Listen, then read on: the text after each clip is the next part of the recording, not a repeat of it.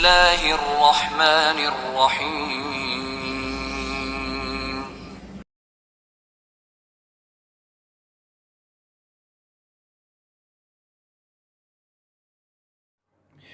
Assalamualaikum warahmatullahi wabarakatuh. Gimana kabarnya semuanya? Alhamdulillah. Sehat? Nggak ngantuk? Sip. Itu yang penting itu. A'udzu billahi minasyaitonir rajim. Bismillahirrahmanirrahim. Alhamdulillahilladzi anzala sakinata fi qulubil mu'minin liyazdadu imanan ma'a imanihim wassalatu wassalamu ala asyrafil anbiya'i wal mursalin wa ala alihi wa sahbihi ajma'in. Amma ba'du. Para jamaah sekalian rahimani wa rahimakumullah, alhamdulillah pada hari ini kita semuanya disehatkan oleh Allah Subhanahu wa taala. Mudah-mudahan dimudahkan oleh Allah di dalam kita memahami pelajaran malam hari ini, dan ilmu yang kita dapatkan menjadi ilmu yang barokah, ilmu yang bermanfaat, sehingga berguna dalam perjalanan kehidupan kita, baik itu dunia maupun akhirat kita. Salawat serta salam semoga senantiasa tercurahkan pada baginda Rasulullah Muhammad sallallahu alaihi wasallam, begitu juga keluarganya, para sahabatnya, dan kita selaku umatnya. Para jamaah sekalian, sekarang kita melalui suatu bab al-farqu baina husnidz dhanni wal ghurur, yaitu perbedaan antara berbaik sangka dengan terperdaya atau tertipu. Para jamaah sekalian rahimani wa rahimakumullah, di dalam surah 49 pada ayat yang ke-12 Allah Subhanahu wa taala berfirman, A'udzu billahi minasyaitonir rajim. Ya ayyuhalladzina amanu ijtanibu katsiran minadh-dhann Inna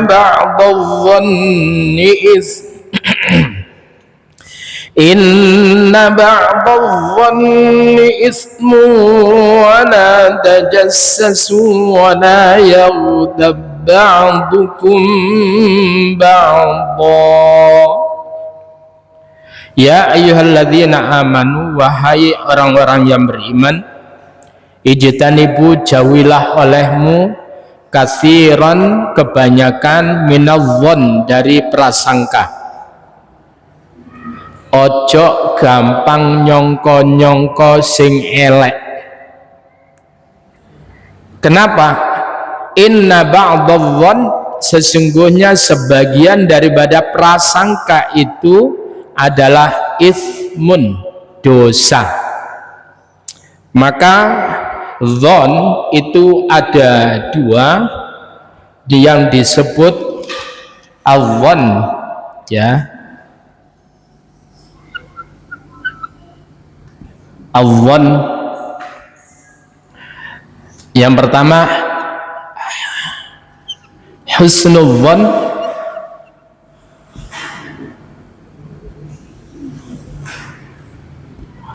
yang kedua itu adalah apa Pak? Su'udzon.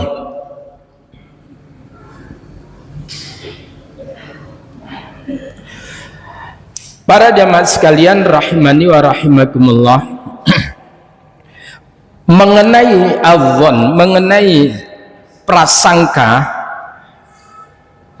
Allah Subhanahu wa taala menyatakan ana inda abdi inda dhanni abdi bih, ana inda dhanni abdi bi. aku ini sesuai dengan prasangka hambaku kepadaku.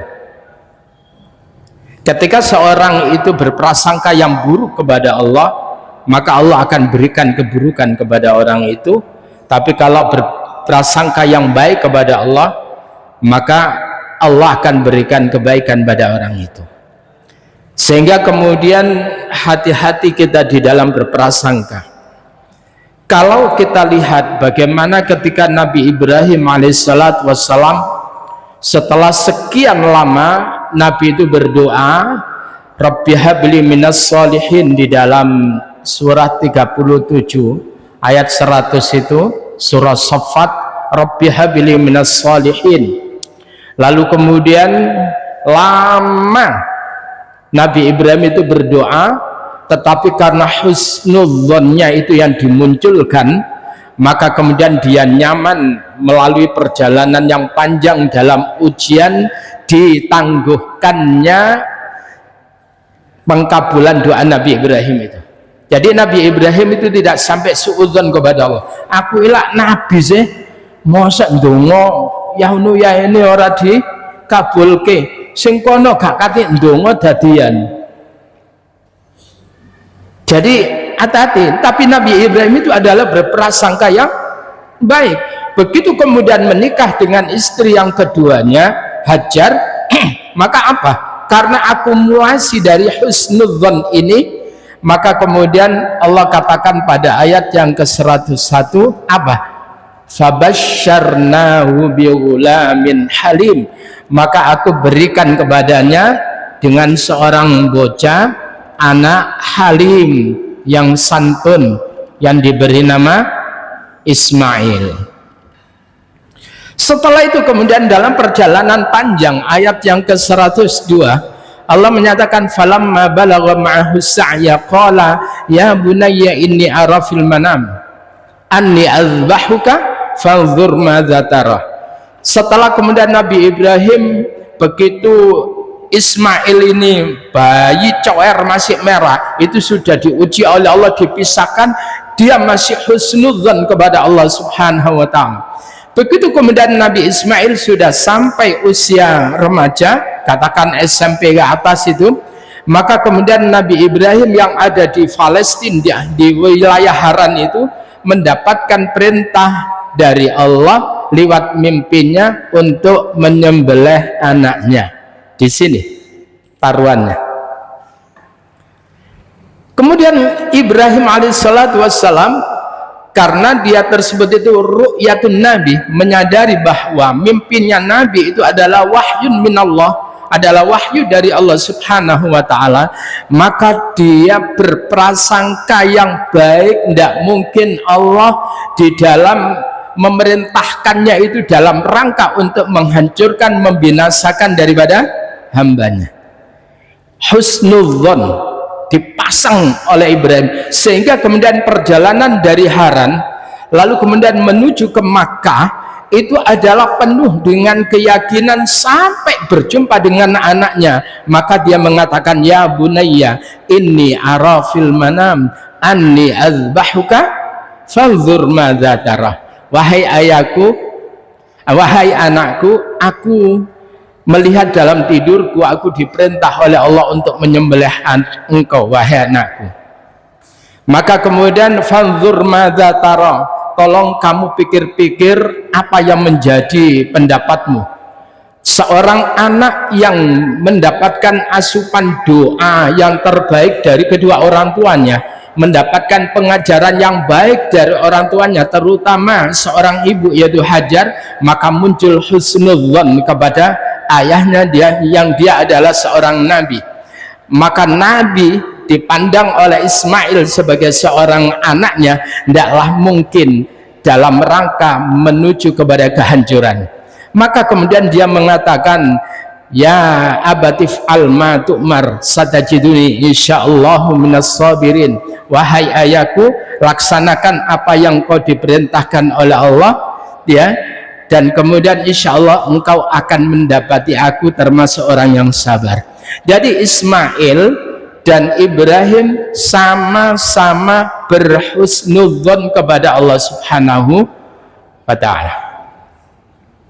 Dan apa yang terjadi dari husnudzan itu, maka kemudian pada saat kedua-duanya siap, yang satu siap menyembelih, yang satu siap untuk disembelih, maka kemudian Allah katakan wa fadainahu bidzibhin 'azim, dan kami tebus ia Ismail itu dengan hewan sesembelihan yang agung. Inilah kalau kita husnudzan kepada Allah. Para jamaah sekalian rahimani wa rahimakumullah. Tapi kalau orang itu suudzon kepada Allah, berburuk sangka, maka dalam perjalanan berikutnya itu akan menemui keburukan serta keburukan. Tapi kalau kita tersebut berhusnudzon, ke depan kita akan mendapatkan kebaikan dan kebaikan. Puncak daripada kebaikan itu adalah ketika kita ini berjumpa dengan Allah Subhanahu wa ta'ala. Para jamaah sekalian rahimani wa rahimakumullah, kembali pada ayat tadi bahwa inna ba'dadh-dhann ismun. Lah kok terus mati? Udah. Sesungguhnya sebagian daripada dhon, sangkaan itu adalah dosa. Apa itu? Yaitu suudzon. Tiba-tiba ada orang yang bertamu ke rumah kita nggak kenal dan sebagainya, lalu kemudian setelah itu kita sopo iki ora kenal, delok mripate plolak-plolok ngene iki ya paling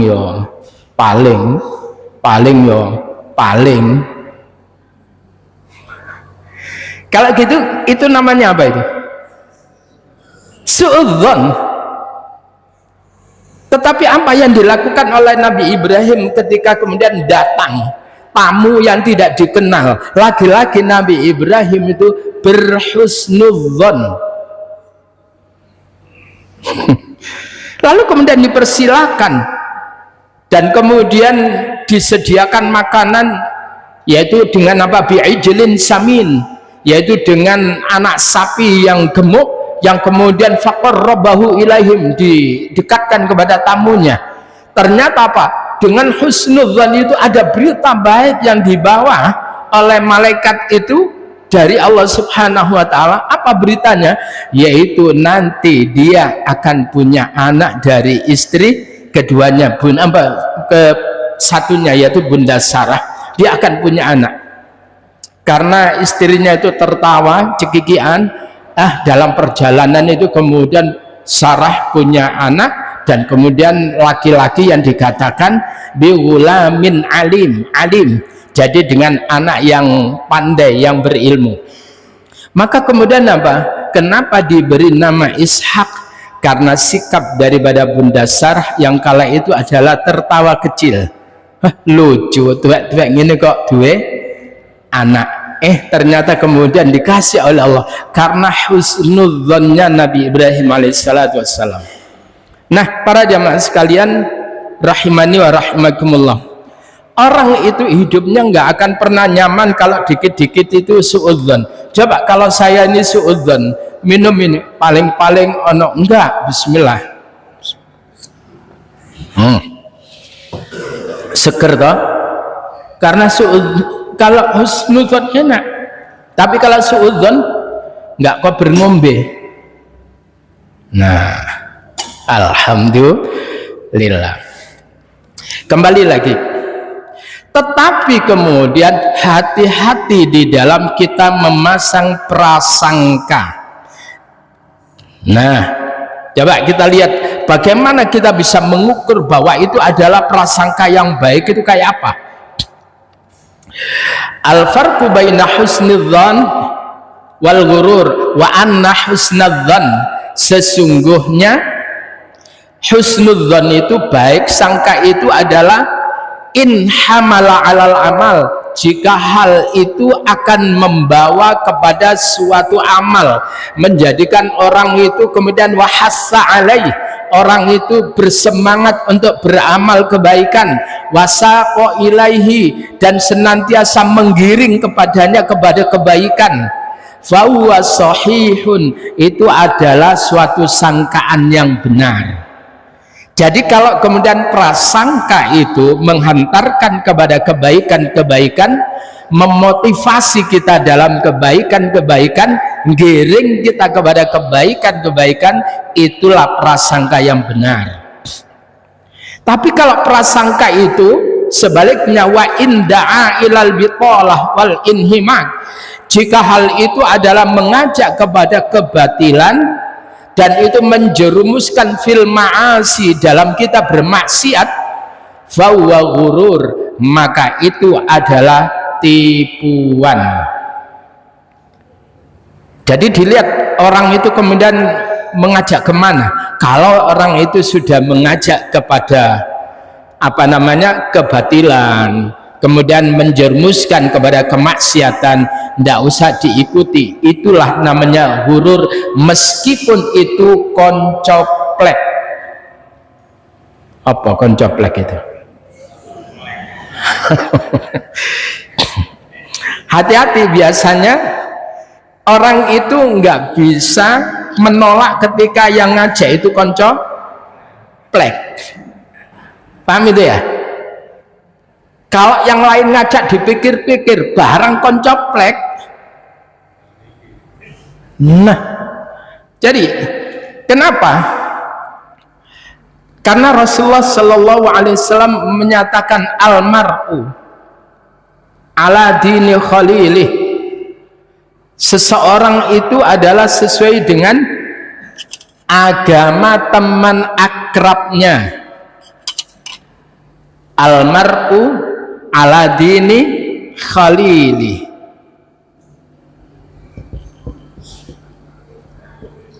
Kemudian apa? Fal yanzur, maka hendaklah ia tersebut itu memperhatikan. Fal yanzur man yukhalil,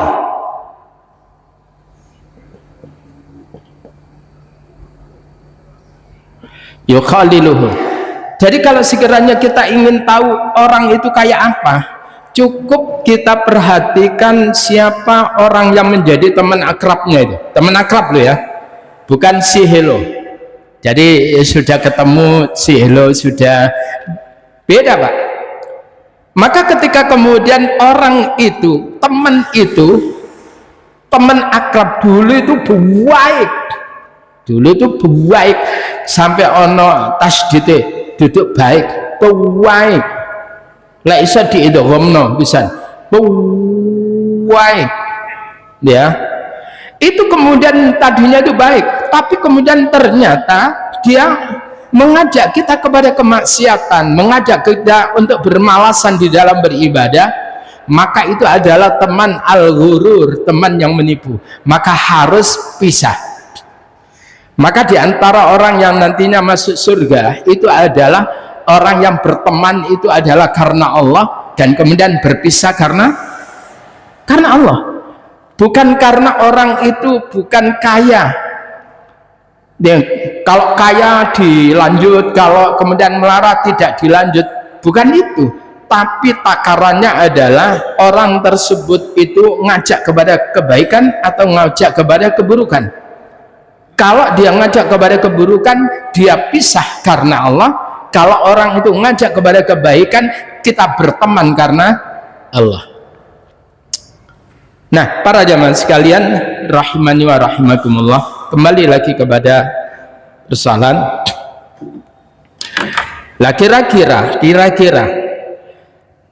sesuatu yang masuk pada diri kita membaca, lalu kemudian mempengaruhi pikiran kita mendengar orang ngomong mempengaruhi pikiran kita, kira-kira pengaruhnya itu ke arah positif atau ke arah negatif? Itu aja sudah. Kalau positif jalan, kalau negatif jangan sampai kemudian kita terperdaya, walaupun itu teman. Sehingga kemudian apa? Ali bin Abi Thalib, beliau mengatakan apa? Unzur ma qala wala tanzur man qala. Perhatikanlah apa yang dia katakan, Jangan kau perhatikan siapa yang mengatakan. Sopo ae sing ngomong lek batil, kalau salah ya salah. Siapa aja yang ngomong kalau itu benar ya benar. Walaupun itu dari musuh orang yang kita anggap musuh, kalau itu benar ya benar. Nah, para jamaah sekalian, berikutnya. Ini sangkaan, Mbak ya, hati-hati dengan sangkaan. Walau anna rajulan lahu ardun yu'ammalu ayya'uda alaihi min mughalliha ma yanfa'uhu fa'uhmiluha fa'ahmalaha.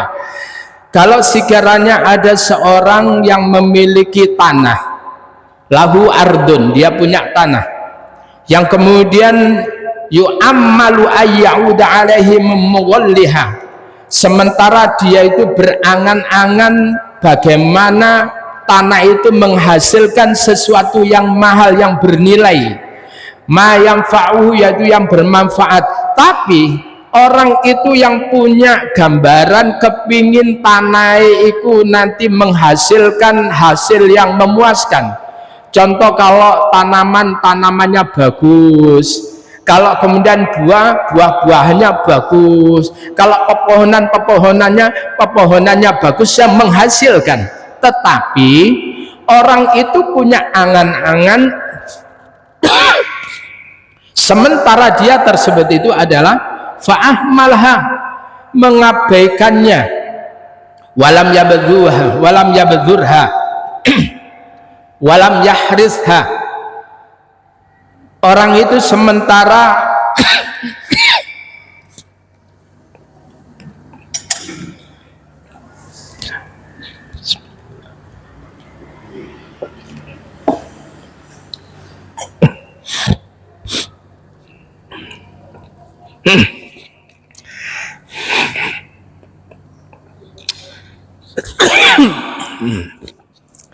sementara orang itu tidak merawatnya, tidak mengairinya, maka orang yang semacam itu adalah salah, yaitu sangkaannya itu adalah yang membawa kepada tipuan. Punya keinginan tanahnya menghasilkan sesuatu yang baik, tetapi tidak merawatnya, tidak mengairinya, tidak mencangkulnya dan sebagainya, maka sekali lagi hal itu adalah sebuah tipuan, suatu angan-angan kosong. Lalu kemudian apa? Wa ahsanu dhannihi bi ayyati mim mughalliha ma ya'ti man harasa wa badara wa saqa wa ta'ahadal arda. Dan kemudian apa?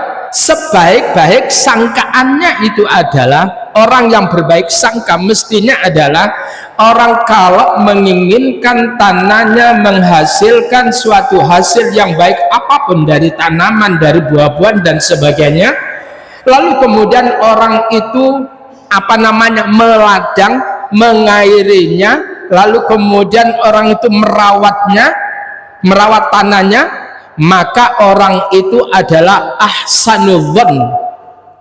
Tetapi kalau ada orang yang kemudian punya tanah, pingin hasilnya baik, tapi orang reken itu adalah orang lain, akan memasukkan orang ini min asfahis sufaha, di antara orang yang bodoh, di antara orang termasuk orang-orang yang bodoh, di antara jajaran orang-orang yang bodoh. Jadi pengen hasil sing apik tapi orang berupaya untuk merawatnya. Sama dengan wa kadzalika law hassana dhannahu wa qawwa raja'ahu bi ayyaji'ahu waladun. Sama dengan orang yang memperbagus sangkaannya dan kemudian menguatkan harapannya supaya bagaimana datang kepadanya seorang anak. Dia ingin seorang anak, tetapi min ghairi jima'in, tapi tidak pernah ngumpuli istrinya. Halo? Ya apa? Jadi orang itu sangkaannya kepada Allah, Allah itu baik lah, Allah itu kan maha kuasa lah. Walaupun saya itu enggak menggauli istri saya, lah pancene takdire punya anak ya punya anak. Apa yang ngono Pak? Jadi dia punya sangkaan yang kuat dan bahkan harapannya kuat, kepingin punya anak. Neng bojone gak tahu ditekani. Maka itu adalah huwa min asfahis sufaha. Orang yang semacam itu adalah termasuk di antara jajaran orang-orang yang bodoh. Yang ketiga, Bapak Ibu sekalian, kepingin nggak jadi orang alim? Sing banter kok. Tenan ta iki. Nah, sama dengan ini, au yasiru a'lama ahli zamanihi, atau dia kepingin menjadi orang yang paling alim di zamannya. Ayo Pak, jadi orang itu kepingin jadi orang yang alim di zamannya, tetapi apa?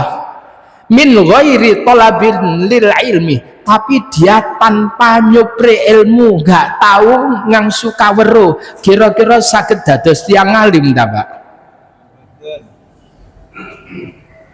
Nah, inilah yang artinya adalah kalau orang itu punya sangkaan yang kuat atas sesuatu, atau kemudian sangkaan yang kuat kepada Allah bahwa Allah itu akan memberikan ini dan itu, maka yang harus dilakukan berikutnya, melangkahlah sesuai dengan aturan-aturan Allah untuk menuju apa yang kau inginkan itu.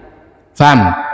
Jadi jangan sampai ada orang pingin alim tetapi min ghairi talabil ilmi, tanpa mencari ilmu.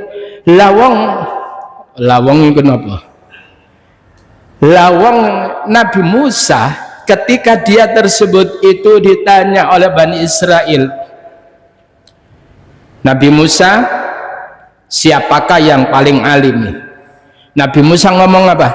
Ya aku. Oh, Nabi kok mendapatkan kitab. Lalu kemudian ditegur oleh Allah, hei Musa, ada orang yang alim selain engkau. Orang itu nanti berada dalam pertemuan dua laut Bahrain.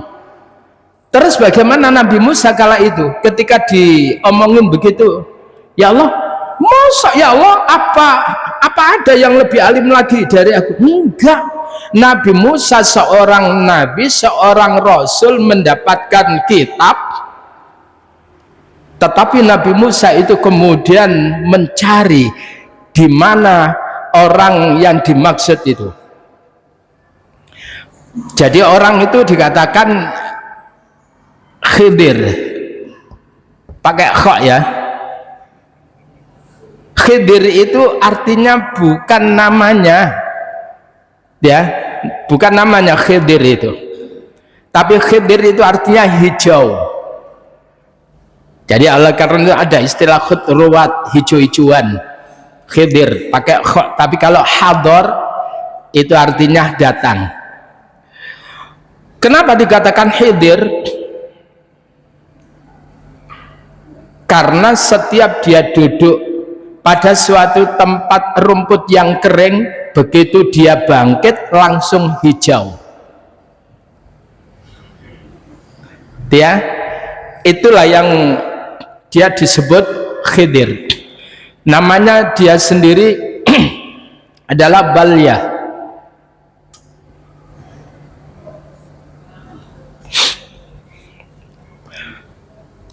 Para jamaah sekalian rahimani wa rahimakumullah. Lalu kemudian diikutilah Nabi Musa kala itu disertai dengan murid kesayangannya namanya Yusha bin Nun, Fata, seorang pemuda yang nantinya Yusha bin Nun itu kemudian menjadi nabi. Setelah kemudian ketemu, intinya ketemu, dengan Khidir, maka kemudian Yusha bin Nun itu kemudian sudah pulang. Yang hebat itu adalah pernyataan dari Nabi Musa, wahai Khidir, bolehkah aku hal attabi'uka ala an tu'allimani mimma 'ullimta rusyda, bolehkah aku mengikuti panjenengan supaya engkau tersebut itu sudi untuk ngajarin aku terhadap petunjuk yang kau diajarkan oleh Allah Subhanahu wa ta'ala. Ini adalah etika di dalam belajar, itu Pak ya. Oleh karena itu di dalam thalabul ilm, dalam suatu majelis, kalau izin itu ada etikanya. Etika enggak bludas-bludus itu, tapi kemudian ya assalamualaikum, nah tapi duduk nang gene njaba mari ngene ngobrol, tapi bener-bener ngrungokke. Itu di dalam surah Kahfi, jenengan lihat pada ayat yang ke-66 itu, qala lahu Musa hal attabi'uka ala an tu'alliman mimma 'ullimta rusyda. Akhirnya kemudian Nabi Khidir mengatakan, wahai Musa, kau tidak akan pernah bisa bersabar untuk mengikuti aku. Sudahlah Khidir, insya Allah kau akan dapati deh, aku akan menjadi orang yang sabar. Nabi Musa kayak begitu itu kemudian sampai ingin meyakinkan kepada gurunya, yaitu Khidir. Sampailah kemudian belajar. Tahap pertama naik perahu. Setelah itu kemudian apa? Nabi Musa diwengkasi, wis yo, lek kowe belajar nang ngene aku siji syarate, fala tasalni an syai'in hatta uhditsa laka minhu dzikra. Kalau kamu tersebut itu ingin belajar kepadaku, ojo kakean takon. Coba pokoknya orang usah protes, hatta uhditsa laka minhu dzikra, sampai saatnya nanti tak terangno. Wes saiki peten wae. Tapi ini bukan kepada saya. Kalau jenengan nanti itu nggak paham kepada saya, kudu ngomong. Ini syarat Nabi Musa untuk belajar kepada Khidir. Begitu dilubangi, airnya mulai kemudian masuk ke perahu itu. Kira-kira Nabi Musa protes napa mboten? Protesnya Nabi Musa ini benar apa enggak? Lah aku takon, protesnya Nabi Musa ini benar enggak? Dibenarkan enggak oleh Allah atau oleh syariat? Ayo, bingung toh teman? Benar, paham ya? Secara syariat benar. Lalu kemudian apa? Loh Musa, ya toh, gue gak kuat, wes balik. Begitu dalam perjalanan balik ke pinggir ini seringkali saya ungkapkan supaya kita ini nggak berhenti di dalam belajar. Maka ditampakkanlah oleh Allah keduanya, Khidir dan Nabi Musa. Seekor burung namanya usfur.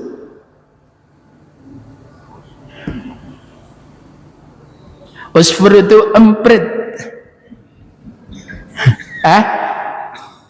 Lah emprit ini bener. Burung pipit. Dulu saya belajar kitab namanya Usfuria. Siapa yang pernah belajar itu? Kitab itu enak untuk apa jenenge? Untuk cerita penghantar tidur itu enak sekali itu. Karena aneh-aneh juga itu. Lalu kemudian apa? Dia melihat burung emprit itu mematukkan paruhnya ke lautan itu 1 kali, 2 kali nakrotan, tuk tuk. Apa komentar Nabi Khidir?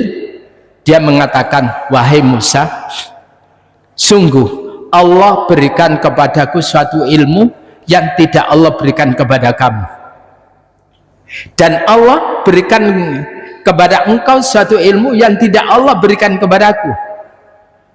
Ilmuku dan ilmumu tidak lebih daripada 2 patukan burung ke air itu. Sisanya itu adalah keilmuan Allah. Apa yang hendak kita pelajari? Nabi Musa, Nabi sik gelem belajar. Awak dhewe gak jelas. Nabi yo jelas ora. Wong soleh kita masih dalam taraf belajar jadi wong soleh. Paham itu ya? Kalau jenengan sudah orang soleh, saya ini masih belajar jadi orang yang soleh. Jadi artinya apa? Ini sesuatu apa? Pikiran-pikiran yang meluncur dari lisan Khidir kala itu adalah menghasilkan suatu zon yang benar yang harus diikuti.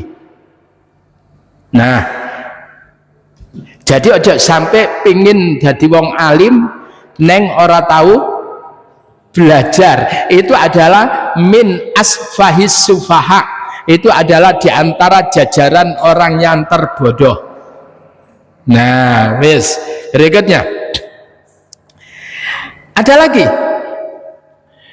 Wa min man hassana dhannahu wa qawwa raja'ahu fil fawz bid darajatil ula wan na'im al muqim min ghairi ta'atin wa la taqarraba ila Allah ta'ala bimtisali awamirih wa jitinabi nawahihi huwa min asfahis sufaha. Ada orang yang kemudian punya sangkaan yang baik kepada Allah dan kemudian orang itu punya kuat sekali harapannya untuk menjadi orang al-fauz, orang yang sukses. Ya, Bang? Orang itu punya sangkaan yang kuat kepada Allah bahwa orang itu akan menjadi al-fauz. Apa al-fauz itu? Suatu kesuksesan. Bid-darajatil ula, dengan mendapatkan derajat yang tinggi. Wan na'im al-muqim, dan kemudian kenikmatan yang terus menerus min ghairi ta'atin wala taqarraba ilallah. Dan sementara dia tidak melakukan ketaatan kepada Allah dan tidak melakukan upaya untuk mendekatkan diri kepada Allah dengan menjalankan perintah-perintahnya wajtina binawahihi, dan menjauhi larangannya. Pingin dadi wong sukses akhiratnya derajatnya tinggi tapi orang taat sama Allah, nggak mendekatkan diri kepada Allah, itu adalah min asfahis sufaha, di antara jajaran orang yang terbodoh dari orang-orang yang bodoh. Artinya apa?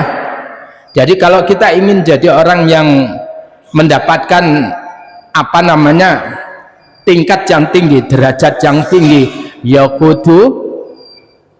Nah, oleh karena itu kalau kita ingin menempuh suatu jalan kepada kebahagiaan itu, maka kemudian kepingin bahagia, ya tempuhlah jalan yang menuju kepada kebahagiaan itu. Lek kepingin gak luwe, ya mangan. Lek kepingin gak ngelak, ya ngombe. Lek kepingin gak ngantuk, ya ngopi.